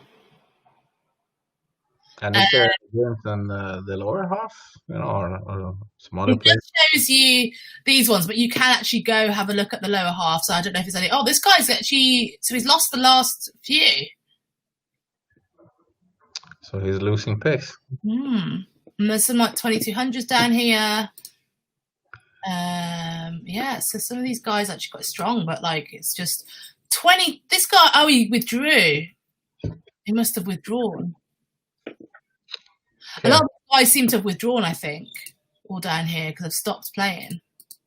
Okay. Well, sometimes it can also be connection problems. Yeah, I guess so. Because some of these people haven't played as many games. I guess they haven't played as many games because they've played longer games as well, I suppose. So that's the other thing about this tournament. It's a little bit strange, isn't it? So let's go to Austrian Super Patzos and IM against the GM. So that's should be a strong game here. They've not played each other yet in the tournament. So what do we think about this one? Again, similar sort of structure, isn't it? That Gomali's got Areti, I would expect. It comes from Areti. Those positions are always very complicated from a strategical point of view because White usually tries to take the bishop pair, and then he tries to slow down the game and do nothing, and then win in the end game. That's always the game plan in the red team. And it's a very difficult opening to play against because of that. Because it's a very, very slow opening. Yeah, I do find that's as I was saying about that sort of style of play, right? It's people who play it usually know it very, very well and can just sit there for ages perfectly fine, not really doing anything, and just kind of. Yeah, this move I don't like so much what he played now. I really don't like that move. Because it's going to weaken the d pawn. Yeah, and bishop f4, and you have a terrible nice square on f4, and a weak pawn on d5, d4. Welcome. I think that move was very, very bad. And now rook a d8 and then knight e6, and I think black is doing fantastic. So I think that it was totally misplayed by white. Totally misplayed. He played straight into his plan. So now let's pop his bishop. Yeah, now, okay, d5 has to be played. It's a must in that position. The final position you have, d5. To push the. Yeah, only move. And I think he should. Maybe he has to allow him to play it as well, but d5 shouldn't. But what he did, I didn't like that he moved the queen to c7 as well. I don't think it's necessary. So what do you think he should have done? I think you can play the endgame here. I guess go continue with knight e6 or something. So the point is, there's these structures, right? When you got the IQP, that you're just waiting for that pawn to be pushed to d5, and yeah. then the thing is that I just want to get my knight to c7, so I would like to play knight e6, knight c7, and then I know that I'm gonna be better. Controlling the d5 square. Yeah, controlling the d5, so you can't push it, and then I think black has an excellent position. But okay, so queen c7 was played, and in that position, I saw he played rook fe1, which I would have done d5 there. Now d5 instead of rook fe1, d5. Okay. Yeah, I mean, get rid of the pawn as quickly as possible, and then you at least have a bishop and some activity. Yeah, it's always like that's the question, I guess, on the person on person's mind, isn't it? With IQB is when to push for d5, and it's like a whole, I guess, the strategies around that. But he seems to be focused on now. It seems to be strange with f takes e3. Now is d5 going to be the same plan? I mean, because if you have d5, then you're just left with a backwards e pawn. Yeah, I mean, basically here he would just like to exchange off some pieces and use his bishop. But we will see what he gets to do, because now I like definitely like black here after f5 he played. Yeah, but I would consider also just to take on g2 and double on the e file. To me, it looks simple and good. It's as in it's just now he's just given up the bishop. He's got no positional advantage in that sense. He's just playing against the backwards e pawn, right? Yeah, exactly. I mean, knight takes g2. I think is stronger than f5. Okay, but it's I guess s5 is quite aggressive, but f5 is aggressive, yeah, definitely. But I think knight takes g2 and just rook e7, rook, double on the e file.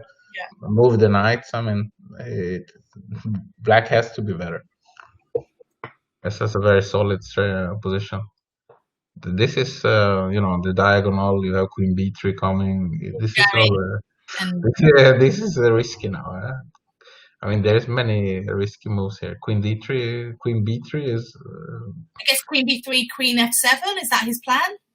It must be something like this. But then you have knight g4, for example, getting towards e5. There's. I think black has misplayed this. Yeah, knight g4. I would have started with queen b3.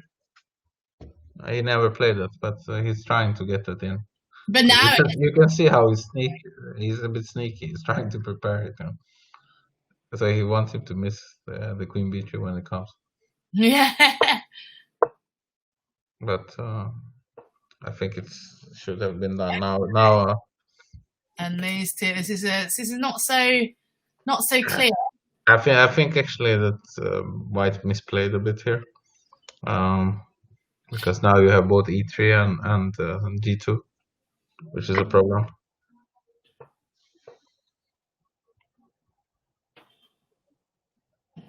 f3 is also, something coming to f3. It just feels like here. Yeah, now it's getting.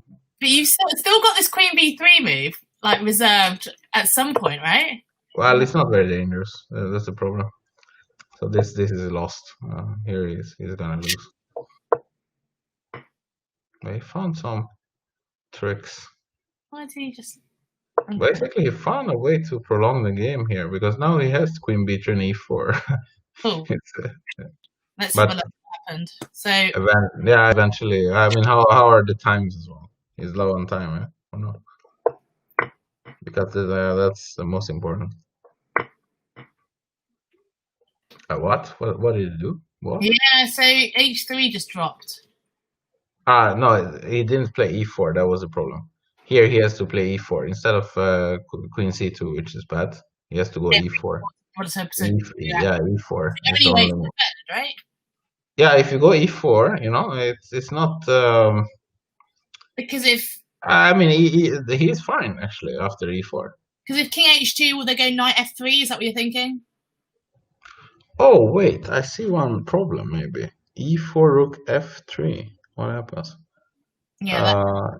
King g1. So e4 rook f3. Well, there's two moves. There's knight f3 as well. What happens actually? Maybe I was a bit too quick here. Rook f3 take. Rook f3 is just rubbish. It doesn't work. Knight f3. What is that? Is I guess what are you threatening? Maybe as queen d3 or even e5 could be a move. So what's wrong with rook f3? Why doesn't it work? No, you just take it. So taking here. Yeah, and then you just king g1.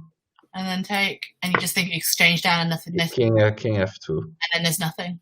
Yeah, you basically lose. If defended, then maybe it'd be fine, but you lose, unfortunately. Yeah. So it doesn't really work. And I think it's so I think e4 here was a very good move. So you went queen c2, king h8, and then but this is just very bad because now you lose a crucial pawn and then the game is over. Dropped, yeah. So it was e4. There was the key move. Interesting. It was a pity he missed that one because he defended well there. Yeah, he got some. Let's look at these guys. So I feel like it's a Proton 2020. I've seen him in lots of other tournaments, chess tournaments. So he's played a lot of the events. So let's have a look. And how is the standings? How is it now? So the standings is still Kimster is still miles ahead on 62. Still hot on this roll, and Schizophrenia seems to be playing a lot quicker because he's playing a lot more games. Just managed to lose more games, I guess, and so is second. But all the next places are all very close. So look, if you look, these places are all can fluctuate quite quickly. But yeah, it looks like we have a clear favorite to win it. Yeah. It's only 25 minutes left, so. Yeah, I think he's. I mean, when we play 5 minutes, there's not many games left, so I think we almost already have a winner. Maybe. Yeah, I mean, they have to start to with this. What is going on in this game though? This is more shell games or the quick wins, Otherwise, it's not going to work. White's now the leader, so he's just going to play solidly again, I guess, and try not to lose on time. This is a very sad structure for White. Yeah, but he's got to try and see if he can just maneuver quickly and swap some pieces off and just try and hold on to the draw, I guess, right? Yeah, but I was going to play knight e5 and play a bit more active and king h. Yeah. Well, now he is actually. He's not going to have time though with 10 seconds left, is he? Well. Lucky. No. This is hard because he doesn't have time, but As I say, F pawn's gonna. This is dangerous now. This is actually should be winning for black, right? What happened? It's double checkmate. Yeah, but he doesn't have any time. That was the problem. Because basically, I mean, he saved the position, of course, but with no time, what can you do? That was interesting. So, wow. So that's him. That he's lost. So that's his first game. He's lost in like 10 or more. Yeah. So that was We'll see if that can change something in but I still doubt it because he has a nice advantage, and 5 minutes, every game, takes it's too many. like 8-10 minutes, around there, especially when it's tough opponents, because they are more or less. I mean, they are similar strength, many of them in the top. So then you usually don't win in 2 minutes or something like this, So it means that there is not so many games left. So I don't think people will be able to catch him. So this is an interesting position because, I get struck like this a lot. Is this an interesting position? I think it's extremely dull and boring. Yeah, but I say that as in loads of amateurs always get really worried about this sort of tactic here. Yeah. And they always freak out, and it's here right now, and neither of them want to play it, and it just shows. In that sense, it's like I just see it all the time, and they're always really worried about this, thinking it's going to be the be all and end all of their game. And like you just said, it's usually a boring structure. But I was going to say, often I see these positions as really, really solid, and then suddenly white just starts launching, and black loses very quickly. Like this sort of thing happens. Yeah, now there's going to be some serious attack. And this is a strategical, very interesting position. Now he didn't play the move that I would like to see, but probably bishop f8 is what I would like to see. Yeah. Because the thing is that if black is able to exchange off the bishop and get a stable knight on e5, he would have a fantastic position. But f7 is weak, really, really weak. And I think now you can just go queen f3, queen f3, and it's just lost. I think it's total. Yeah, because you can't do both. Oh, wait. What happens? Queen f3. Yeah, queen f3 looks good to me. Looks really good. What's happened there? You didn't do queen. I think queen f3. E5. I would say there's a queen f3. Can you go bishop e5 though? I guess. To hold on. You just take on f6. And just trade off, and you ended up with this guy at the end of it. That's true. Yeah, so that's just losing, isn't it? Yeah, it must. He also played this, which is also, I guess, strong. Queen takes b2. This is more tricky. So this I would advise against, but he did it. Yeah. But this is much more tricky, because now he will get this I would advise against. So now you've got two bishops as a rook, which is also another debate that people often have. So in this sort of structure, though, you said it's tricky. I mean, surely this is just enough pressure on this f7 square and on the black king for it to be uncomfortable enough to be losing. Yeah, but this is unnecessary from the white side because black actually has a lot of pawns. And there was no reason to. I mean, he could have done queen f3 and it was just to resign. So what would you say that white has to do now to try and win this position? Yeah, I mean, the key is to basically keep the attack going and to not exchange off. Because it can also be a problem sometimes when okay, now it doesn't work because queen e1, there's a tactic with bishop takes f7. But probably b5 is what he's going to do here. I would expect b5 will come. Bishop away from he's but bishop takes f7. Yeah, that's. We played rook takes. Okay. That's even stronger. Coming too. Also even stronger. Yeah. I was just going for the cheap one, but yeah. That one was cheap. That one was very cheap. That's horrible to see that though, isn't it? Just as you think that you're gonna that one was cheap. So that was good though. It was a good little finish. But yeah, I guess it's in that position. But this is also the thing, when you have played like 1.5 hours of some arena and so on, you also start to get a bit tired. Yeah. So then you start to fall for this cheapos. But I guess there is nothing here you could actually do, I guess, to try and. No, I mean here it's too late. It's already too late. Gone. He has just blundered everything. I just bishop takes. I know. Then I'll just if you're trying to defend on it, but you can just take there, can't you? And there's nothing actually coming. This is too late. It's too late. Yeah. There's no way of actually trying to defend. F7 is too weak. He should have played better before. Maybe can you try and do something like that? You just take it. You can just take it. It's just open. And this is just so weak. Yeah, it's just totally lost. I mean, there is you get a fantastic attacking position with white. Yeah. So he misplayed there. I mean, G6 and all this is a bad idea. Too much, right? What's left? So we've got. So how many points is he on? He's on 65? 65. Can he be beaten in what? How many minutes? We've got 20 minutes or something left. Is that what it is? Yeah, 18 minutes, no?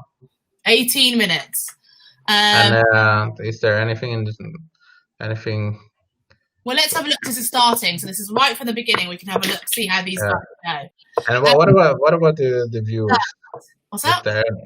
Who's the chat favorite? Who's going to win? I think my chat is stopped. We asked the chat. I think my chat has stopped. So I can't see it. We just ask people who we think is the favourite's going to win, but Kimster and Vlad. So Kimster is currently number 1. Vlad is number 5.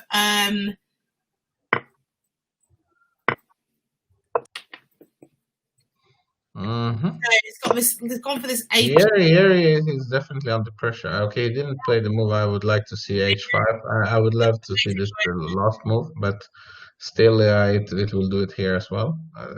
Black has a very bad position. So he could be losing. Maybe he's feeling the pressure. The last 15 minutes, thinks he's going to lose. This is really dangerous. Bishop takes G6 was very interesting there. Weak again. This square, isn't it? So there's I would have taken. I think it was just winning. Bishop takes. Well, now you can take F7 for free. Like, this is just silly. Yeah. This is collapsing. Queen G8, and you can just knight E5 back. Knight E5 back, and goodbye. Game over. Yeah, he's totally collapsing. And but Bishop takes D6. He's gonna. I would just sit there. Wouldn't you sit there? So now it's over, and then knight F7. Goodbye. Knight F7.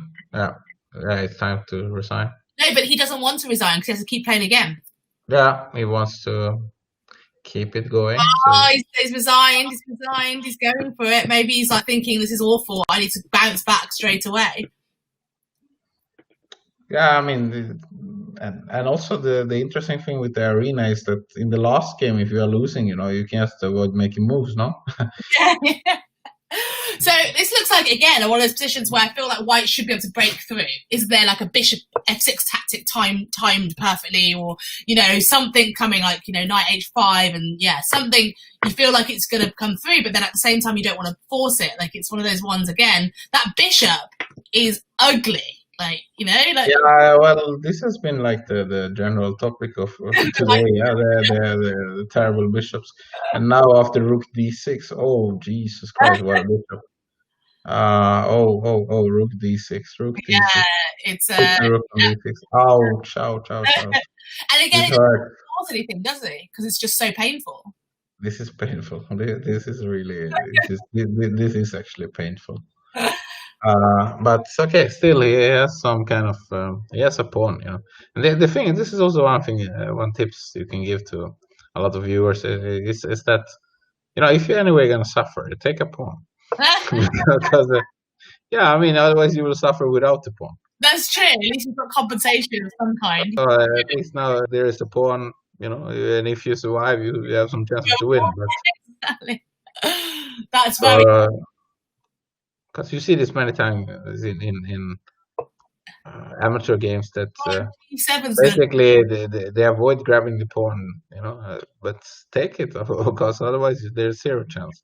But this is a terrible now. Like you pay for a cheap check. I don't understand Rook F1 if you're just now G7's going to drop. I don't understand that either. I mean, this is just totally lost. I don't see what he's doing here. Yeah, it's going to resign, I guess. Yeah, well, I guess he thought he could go. He doesn't have time to go. I don't know, but knight takes G7. I guess is just. Why is he choosing that way? That was a surprising move. But... Would you not have gone Queen Knight takes G7? I guess Rook G8 is worried about. Rook G8 was what he was worried about, but I don't know. Still, how this move surprised me. What? So he's going to take on C6. Yeah, that was sneaky.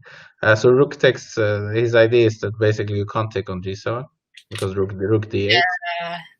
And then he's preparing for Rook takes C6 and the E7, this kind of stuff.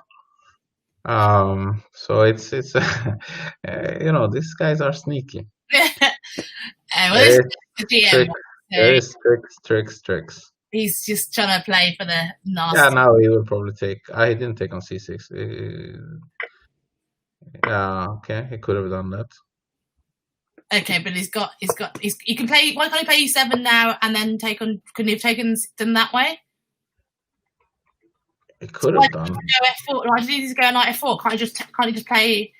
Can't he take it and go? Yeah, you could take on C6. Rook takes C6 wins. He's winning, right? After. Yeah, he's totally winning. So I don't know why he didn't do it, but okay, knight F4. It's not the right move. Yeah, and I mean, but this is the thing also, that with this time control you get games. Now it's really a game because he's coming here. What? He's coming. Oh my God! Oh, what is going on? Yeah, but he's winning. He's mate. That was so messy, and he had Rook take C6 as quite like a basic tactic, right? Yeah, he should have, of course, have done that. But okay, it's like when you play many games, you also have to make a move. The most important thing here with this time control is to make a move, get it going. And let me see here. The Kimster again. Is he around again? This guy.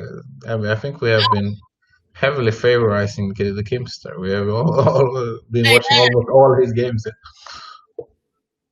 I mean, it's not that people playing other people playing. It's all the same people at the top. Actually, this guy, the same was quite prolific in the chess things, and he's not been doing so well. So now he's finally at the top. There's another Rook and pawn ending. So that's been another standard thing. Yeah, here basically. This is an interesting endgame. Maybe Rook E4 could be the move here. I like Rook E4 I mean, he's thinking about whether he should play H4 or whether he should go Rook E4. And I think Rook E4 is the right move. So why Rook E4? I just want to keep it there so I have the options to go G4 and basically to centralize the king. I would like to bring the king over to the king side. And then the good thing is that if I am able to do that, his king is already cut off. So then I can just create a passed pawn, a passer on the other side. So this move I wouldn't have played because I don't want to leave that file. Yeah, I would have done Rook E4 instead. He's just trying to go for the pass F pawn and think that's it. Yeah. I guess another strategy could it be that though he could trade off, just go for the pass F pawn, make this rook become a massive defender of this pass pawn, and then while you're trying to then pick up this pawn, you can then activate his king and go like this sort of thing and be. Yeah, but this is a bit more risky tactic. Oh, this way. I don't know really what's he had in mind here. He's just going to go here, but he's going to come back. Yeah, he's going to take it and he's going to go around and try to defend it that way. Let me see if this is possible. Rook F1, King E4. No, it's not possible. King E4 now is strong. But this is the same thing I mentioned earlier, but with the pawn still here. Yeah, king e4 is strong. It's strong now. Because if king d2, yeah, I mean, then the king is coming to f3. This also works. So then it's over. Yeah. That's what I mean. That strategy I thought might be one that he does. Just tie him down with this f pawn, and then he can kind of use his king to. Yeah, but White didn't defend in the best way there. You can't take a6 and so on. You don't have time for that. Time to do that, which is why he played that. But why has he gone? Why did he go? Why is he doing it this way? I mean, it doesn't matter, I guess. But this is just lost, totally lost. I mean, I don't understand why he's just not promoting the. He's just gonna do rook d3. He can't win this ending. I mean, he's just gonna rook d3 and goodbye. Okay, and this was, I don't know. Well, he's wasting time. I want to analyze, you see, so that's why I'm waiting for them to finish, so I can analyze, so I can actually look at that line we were just talking about. But I don't understand why he's taking so long. I guess he's. What is he do? What is he doing? This is maybe he can't win. Waste of time. He could have won a long time ago. But okay, I think he will be able to deliver checkmate with the rook. But as long as he doesn't pre-move here. Oh my god! Like b5 or something. Yeah. Okay, finally. Okay, so this is all. I just wanted to have a look at the. So here. So this is where we saying it got interesting because I said, okay, the strategy. Okay, so he went check and he went king d5. So where would you play? Rook back to e1 or something? I wouldn't check at all. I mean, why improve the king? No need to check, is there? So what he needs to do here is maybe he has to prepare for the position he's gonna get later. So either you do king d3, you know. So king d3. King d3 could be a possible idea. And this idea is that when f3 comes, you take it, and then it takes back the pawn, and then you go rook f2, you know. Yeah, and then you right next. And then you basically just keep that structure, you know, but then, and go b3 and c4, you know, like right. So you try to basically keep the black king out, like b3 definitely. Yeah, and if this move, it's tricky, perhaps. b3, I would say. Yeah, okay. And then the c4, you know, so that you get some counterplay. Yeah, you have to keep if f3 c4, I would say. So you like stop the king from. Yeah, because I wanted to basically, like, you know, push f3 and then wait to obviously be able to trade off, so then this king could come in and obviously will be a winning king and pawn ending, but you can't do that yet. So yeah, you have to stop that from coming. So this would have been much better, you know, of course. But to go and take a6, you don't have time for such a thing. What if you now try this and then they take it with the rook? You don't take it back. You just do c4. Oh, okay. So push the king even further back now. Yeah, you start with c4, so the king gets out. So that's like the first thing.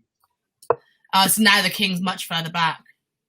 Yeah, and then you hope that you are able to draw. Okay, so maybe king d5 a bad move. Maybe you play f3 first, but it's the same thing, right? Well, I mean, this position is. It gives White some chances to hold, you know, like. Yeah, but he has to play something like that. You know? To take a6 is impossible. Doesn't work. Yeah, I mean, you then, yeah, it's just. It doesn't work. Doesn't make any sense. And how is it? Because it's like last 10 minutes now. It should be 5 minutes left. 5 minutes left.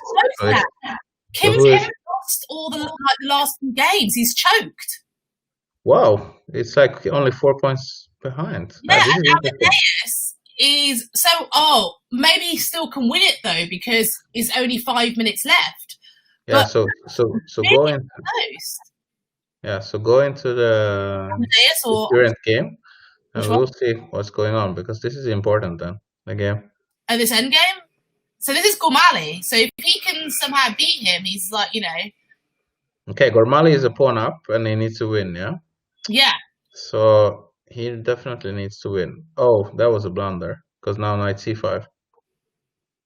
But what's going on? Knight c5, because the pawn, obviously the pawns are just dropping. Yeah. I don't know what they're doing. But okay, let's b6. Yeah, he saw it, of course. Yeah. But that was knight b4 now. Knight b4. Yeah, I don't know. I think Gormali is also a bit tired. He's also blundering. So this is a tricky thing, because now you have to choose which one, and he needs to win this game. That's also an issue. And here we have exactly. You remember that bishop endgame that we had before? Here we're gonna standings though, but these two are, so it's interesting. And then it's also the thing that because Gormali knows that he needs to win this. It's a draw. But this he can't win this. So this is a draw. Yeah, this is a draw. Definitely. So let's see what these guys but I think he's going to try to flag him. Oh my God, look at this position. And White needs to win this.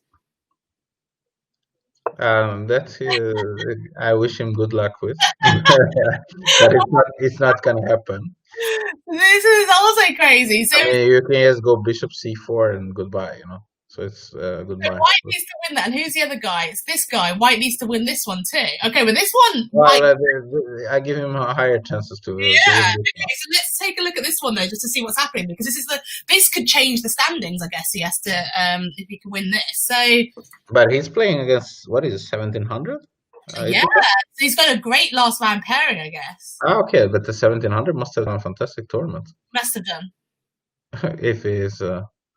Upon such the 29th spot. I mean, it's not bad. Yeah. But here you can see, a serious difference in strength. Take that off, I figured, yeah. So and now it comes also down to there's only 2 minutes. He has the time, yeah. This is important as well. That he has the time, so he can win this game. He has the time. Drop something, careful. Yeah, but he still has the time, because it's 2 minutes and 12 seconds left. And so he's going to win this game. He's going to win the game, and that could be important. So now he's going to claim at least silver medal with this now because of this. Yeah, so he's going to win. He's going to win. Just keep e6. He's playing annoying me. It's just to make him think. Oh, it's a good move anyway, isn't it? I suppose. Yeah. Wow. He's still got 1 minute left, so he can actually try and win one more game. Well, but he will try, but I don't think he will make it. No, but once the game started, isn't that what happens? And you keep playing. And it's 1.5 minutes. Okay, let's check his games. And did they draw? Yeah, they drew. Yeah, the Kimster and Gormali. So now it's only, look at this, and Vlad could also get in there and try to pick up the bronze medal. So it's all changing the standings now. So everyone's trying to desperately play a last game to try and get in there, because it's very close. Yeah. Now Kimster, Austrian Super Patter, and Amadeus is playing for silver, but these guys are playing for gold. So should we look at where is Austrian Super Patter? So have a look at the goals. Check for Kimster and. So Kimster is playing BP Banda. What happened there? Oh, he offered him a draw so he could play again. Yeah, of course. They offered a draw. This is so sneaky. That's smart. That's a very wise decision. And what about the other game? But wait a minute, he got given 0 for that draw. Why? I don't know. You are not allowed to take any draws? I don't understand that. Or was it like a prearranged, or what is the problem? No, I don't know, but he just got given 0 for it. Is it because it's prearranged? But now, it's 8 seconds left, so check. Is there any game that is going to finish? I don't understand what's going on with the standings. Because he berserked, and when he berserked and he drew, he gets 0. But that's stupid. Why do you berserk? But he keeps berserking because obviously then you get double or something when you win. Yeah. But in the last game, you shouldn't berserk. You should just offer a draw. Just offer 2 draws. If you offer 2 quick draws, I mean, it's much smarter to not berserk and offer draw. I mean, this is interesting though. If you look at the people who won, look at the berserk rate, 83%, and they both won a similar amount of games. It's very, very close. Oh, and but then this guy hardly ever berserked. Yeah. But he performed at 26-14, and he's only 24-31. So it's really interesting. Yeah, basically they should have. I mean, I think to win such a tournament, you have to go berserk quite a lot. Yeah, I think so. I think, and it shows. I think the ones with the colours here are the berserking ones. So I'm gonna message Kimster, I think, and see if he wants to come. Yeah, if we can get him in for the celebration, the big celebration. What does he win? The honor. I'd like to know. I'd like to know what he thought, like how he felt during the last few moments, because he he looked like he was getting a bit nervous, didn't he? He was like sort of almost panicking. Yeah, I think basically I think he was probably a bit tired as well. So I should just put in my charger as well. Could be a good thing. So I will not drop out. I think he was just basically also getting a bit tired, Yeah, 2 hours or 5 minutes is quite tough as well. Yeah, he went 1, 2, 3, 4, 5, 6, 7, 8, 9, 10 game streak. Yeah, and he was 20 points clear at some point or something like that, wasn't he? Yeah, no, he was. It looked like he was going to win comfortable, and then but it's also this with the arenas, that then he can also get paired against some really strong players, and then he loses, and the other ones, they were catching up. They almost caught him. Yeah, very close. It's Austrian super patzer, who's obviously not such a patzer. It doesn't say who it is, but it's an international master, so we can see the strong player. 2400 and is an IM. I mean, that. Yeah, we can see it's a strong player. But Amadeus, we don't know who he is, but he's super strong. Look at his Blitz rating. So what is it? 600? Yeah. 600 bullet and Blitz. So he's super strong. And is an FM. So Blitz 2550, bullet 2626. So obviously is an FM, but very, very, very strong. So it's good players. I mean, they play, but you can also see it on the games. It's like, and then what you can see that especially in the top there, people are tactical, resourceful. Yeah. You see how they come with these sneaky ideas, tricks. Yeah. And that's a lot of what Blitz is about, to play fast and trick your opponent. And a good tips is to play always the most practical move, like, so you if you see a move, sometimes you can see like a move that is, you can feel that this move is probably the best move, but it's not very practical. Then it's always better to play the most practical one in Blitz. Yeah, well, it makes sense, I guess, and to kind of play the most practical move and just kind of go for like the one that makes people think, definitely. But actually, Kimster hasn't joined us,